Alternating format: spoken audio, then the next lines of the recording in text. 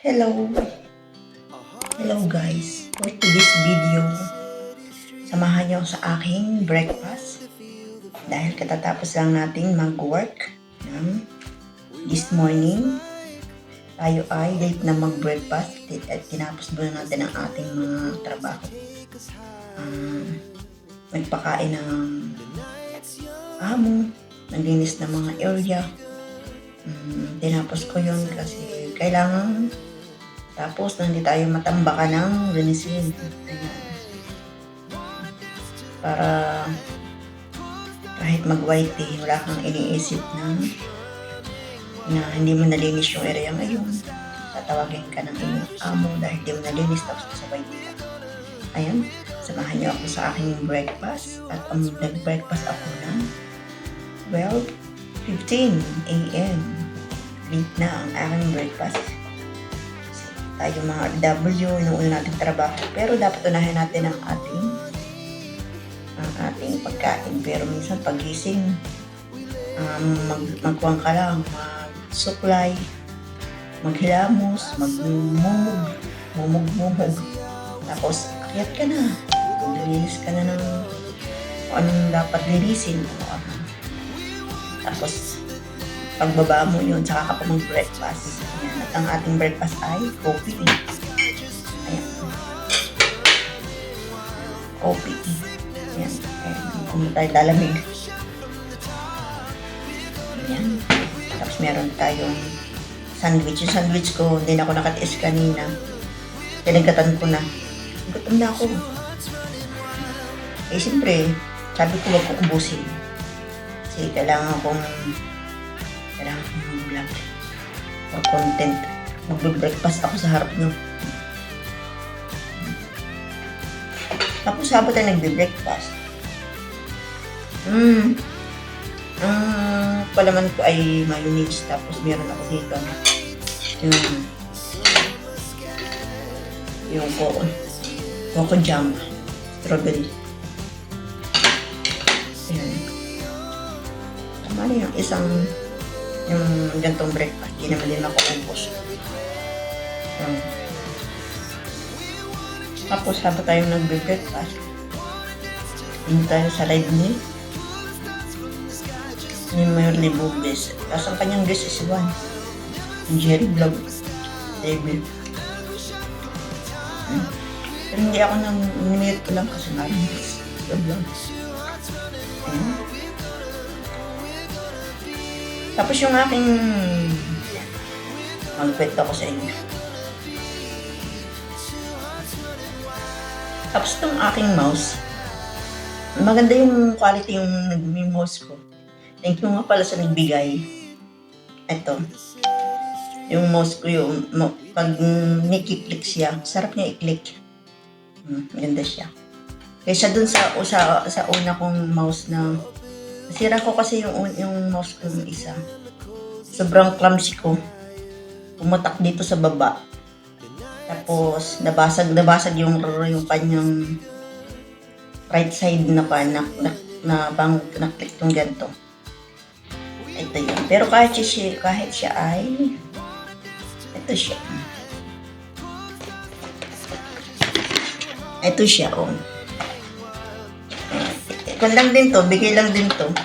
Kailangan mo siya nagbigay. Pero kahit siya pakita ko sa inyo. Mas maganda itong isa. Mas maganda ito. Ang ganda yung quality niya. Masarap siyang talaga i-click. Click yung right at saka left. Ito siya.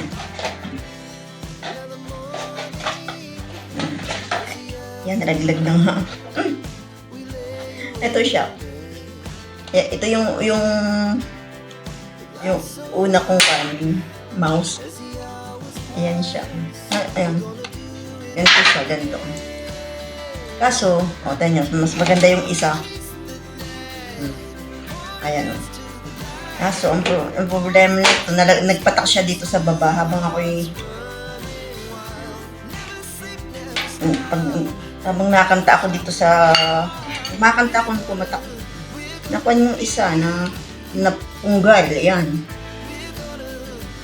Nagamit pa naman siya, problema lang, pag siya kiniklik, Kaya siya, nagalaw. Yan, nagalaw. Yung natatanggal. Yun. Pero kahit siya ay sira, pero pwede pa naman siyang gamitin, nikip ko siya. Kaya yung kanyang box nung hindi ko tinapon. Ayan. Ikikip ko siya. Ito. Bigay lang din to, bigay sa akin to. Kaya yung mga bigay, kahit iniingatan ko naman kaso ang problema, nabasag ko siya. Ayan. Ayan. Itago lang natin kasi pwede pa itong gamitin. Pwede pa siyang gamitin.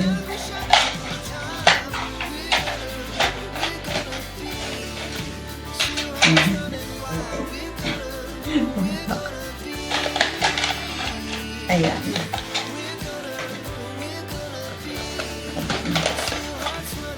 Pumatak ulit.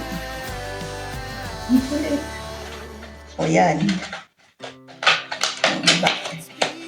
Hindi ko tinatapon yung box. O, nilagayan siya.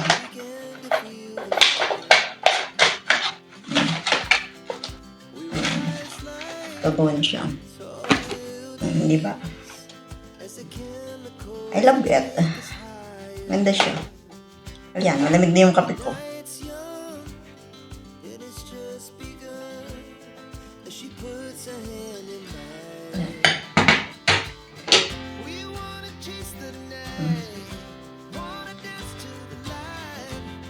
Ayan, haba tayo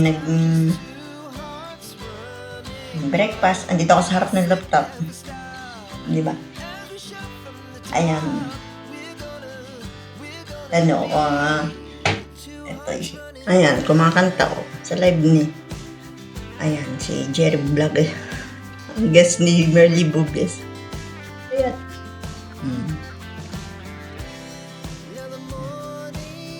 Ayan.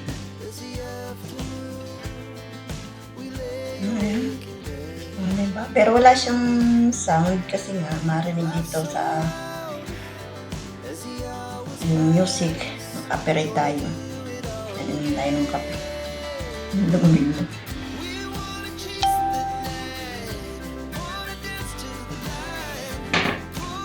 Ayan. Ito yung ating araw-araw na ginagawa as OFW. Kahit papaano naman, kahit wala kang day off, hindi naman masyadong pagod dito. Hindi masyadong makalat yung mga alaga ko dito. Marunong sila magtapon ng basura sa basurahan, mga kalat nila. Tapos pag kumakain sila, yung kanila pinagkainan nilalagay lang sa lababo. Hindi sila nagtatawag na sa pagkakain tatawagan ka dahil yung palalinis sa'yo, hindi. Talagay yan sa babaw, tapos pagkakayak mo, nakakapaglinis, ganun. Hindi sila pala. Parang pinakautos lang nila pag may mga order, Shopee, Amazon, sa parcel yun. Tapos nakunin doon sa hindi, ang pa yun, hindi ka utusan lumabas, yung driver ang kukuha ng parcel, tapos yung driver tatawag sa akin. Kunin ko dun sa taas. Ganun. Tapos, kahit yung mga food, ganun din, driver yung nagbigay sa akin. Tapos, hindi sila pala utos nga. Tapos, nakakahiya lang. Hindi sila nag-uutos sa iyo. Ikaw na lang kusang maglinis, kahit hindi ka inutusan, linisin mo ito, linisin mo yun. Ikaw na lang kusang maglilinis kahit di pinapalinis sa iyo. Kasi hindi talaga sila nag-uutos. Diba yung ibang amo, pag utos ng utos, talagang ayaw ko mapapahinga. Sayang yung oras para sa kanila. Dito hindi. Ang sabihin ng amo mo sa akin, Basta maglinis kayo after nyo makapaglinis. Sa loob na kayo ng kwarto, bahala na kayo kung anong gawin nyo. Tapos yung trabaho nyo. Ganun lang. Tapos pag sila nag-uutos, mag-thank you pa sila pag yung humingi ng water. Mag-utos pa sila ng mag-say thank you pa sila sa iyo. Ganun, kahit yung amo kong babae, kahit yung amo kong lalaki, basta napakain mo, thank you. Kaya nakakapandi, kahit pagod ka, hindi naman masyadong pagod. Kumbaga, kahit ikaw siyempre, kahit ikaw may maraming ginawa maghapon, yung mga konting bagay na sa konting maliit na sasabihin siya yung thank you, nakakawala ng bago. Kasi hindi naman nahatid ng amo, ganun. Ayun, kahit wala kang day off, pwede naman ikaw masabi na mabas. Sinapayagan ka naman. Kaso lang, maging good girl ka sa labas pag yun lumalabas. Good girl ba? Para hindi sila mawala ng tiwala sa iyo, girl. Ganun. Tapos,